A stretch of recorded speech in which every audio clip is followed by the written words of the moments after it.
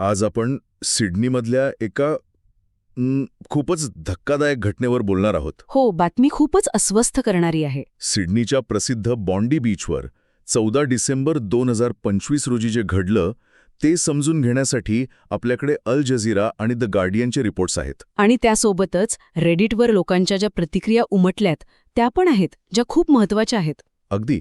तर मग नेमकं काय घडलं, अधिकृत बाजू काय आहे आणि लोकांमध्ये काय चर्चा सुरू आहे हे आपण खोलात जाऊन पाहूया. नक्की. तर सुरुवात घटनेपासूनच करूया. झालं असं की बॉन्डी बीचवर हनुक्का या ज्यू सणाच्या पहिल्या दिवशी मोठी गर्दी जमली होती. हो, आणि त्याचवेळी 2 बंदूकधाऱ्यांनी लोकांवर अंधाधुंद गोळीबार सुरू केला. आणि यात जीवितहानी म्हणजे आकडेवारी काय सांगतेय? आकडेवारी खूपच गंभीर आहे.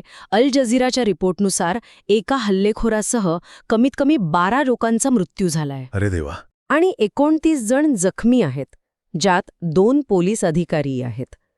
पोलिसांनी एका संशयिताला ताब्यात घेतलंय, पण तो गंभीर जखमी आहे, तर तिसऱ्याचा शोध अजूनही सुरू आहे. थांबा, पण याहूनही एक धक्कादायक माहिती समोर आली आहे, बरोबर? हो, एका संशयिताच्या गाडीत आयईडीज सापडले आहेत. आयईडीज म्हणजे नक्की काय? इम्प्रोवाइज्ड एक्सप्लोजिव्ह डिव्हायसेस, सोप्या भाषेत हाताने बनवलेले बॉम्ब. अच्छा, म्हणजे हा केवळ गोळीबार नव्हता, तर यामागे बॉम्बस्फोटाचाही कट होता. अगदी.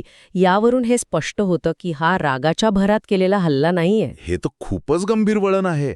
म्हणजे यामागे एक थंड डोक्याने केलेलं नियोजन आहे. बरोबर.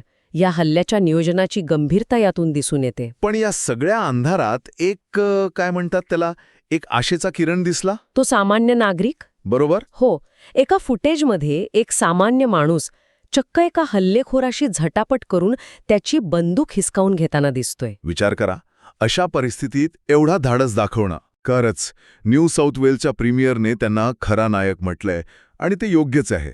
नक्कीच. अशा घटनांमध्ये सामान्य माणसाचं असं धैर्य खूप काही सांगून जातं. बरं, ही झाली घटनेची वस्तुस्थिती. पण आता यावर अधिकृत पातळीवर विशेषतः पंतप्रधानांकडून काय प्रतिक्रिया उमटल्या? ऑस्ट्रेलियाचे पंतप्रधान अँथनी अल्बॅनीज यांनी याला थेट दहशतवादी हल्ला असं संबोधलं आहे. आणि त्यांनी हेही स्पष्ट केलंय की हा हल्ला ज्यू ऑस्ट्रेलियन लोकांना लक्ष्य करून केला गेलाय. हो, त्यांनी याला व्हाईट सेमिटिझमचे कृत्य असं म्हटलंय, म्हणजे केवळ ज्यू असल्यामुळे त्यांच्यावर केलेला द्वेषपूर्ण हल्ला. आणि ज्यू समुदायाच्या नेत्यांचं काय म्हणणं आहे? त्यांची भावनाही हीच आहे. त्यांचं म्हणणं आहे की समाजात वाढणारा ज्यूद्वेष हिंसेत बदलेल असा इशारा आम्ही अनेक वर्षांपासून देत होतो. पण या घटनेचा निषेध फक्त त्यांनीच केलाय की आणखी कोणी? नाही, ऑस्ट्रेलियन नॅशनल इमाम्स काउन्सिलनेही याचा तीव्र शब्दात निषेध केला आहे आणि पीडितांबद्दल सहानुभूती व्यक्त केली आहे. त्यामुळे हिंसाचाराविरोधात एकजूट दाखवण्याचा प्रयत्नही दिसतोय. अच्छा, म्हणजे एकीकडे सरकार आणि विविध संस्था या हल्ल्याचा निषेध करत आहेत, पण दुसरीकडे सामान्य लोकांमध्ये विशेषतः रेडिटवर काय चर्चा सुरू आहे? हो, आणि तिथलं चित्र खूपच वेगळं आणि गुंतागुंतीचं दिसतंय. कसं काय? रेडिटवरच्या चर्चा म्हणजे लोकांच्या मनातल्या गोंधळाचा आणि मतभेदांचा आरसाच आहे. एका युजरने तर लिहिलंय, लोक या घटनेला आपल्या मतानुसार कसं वळवू शकतात हे पाहून निराशा वाटते. म्हणजे नक्की काय होतंय तिथे? तिथे आपल्याला अनेक प्रवाह दिसतात.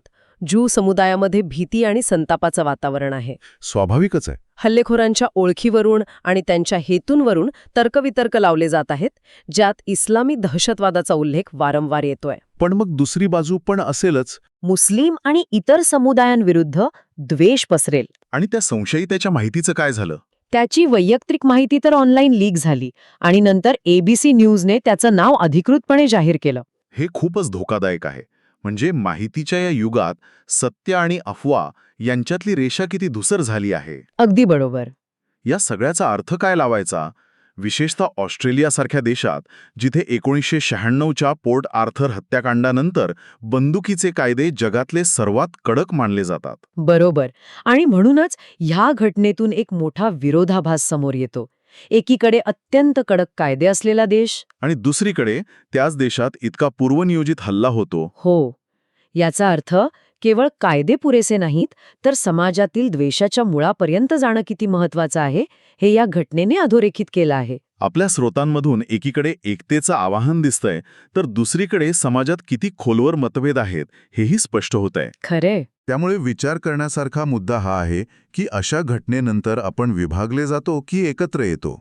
आणि सोशल मीडियाच्या या जगात बातमीच्या वेगासोबत वाहून न जाता सत्य आणि अफवा यातला फरक कसा ओळखायचा हा खरा प्रश्न आहे.